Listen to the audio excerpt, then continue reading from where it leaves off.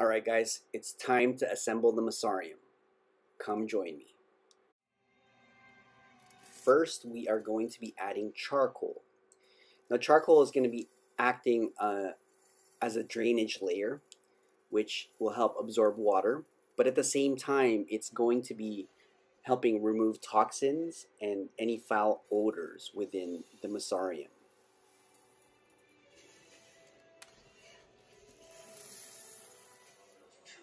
Next step is pretty obvious. It's to level the charcoal so that once all the other layers are put on top, everything is even. And right above it, you'll see in the next step, I'll be adding a secondary screen.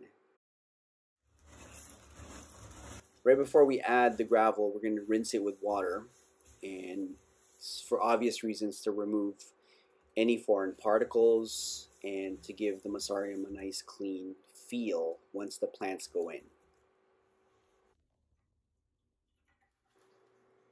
Next comes the secondary layer, which is the pea gravel that we're adding. You know, at this point, really personal preference. No real rule to, what color you use. Up to you at this point. But after the second layer is done, we commence with the third one, which is the peat moss, which we're going to be mixing with Java moss that I got from Big Al's.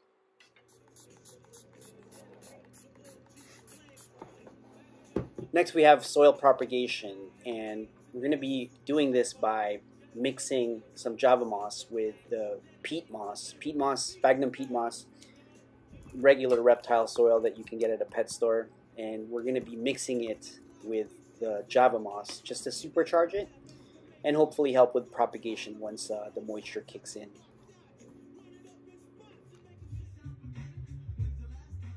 And finally we have the last layer, which is the peat moss.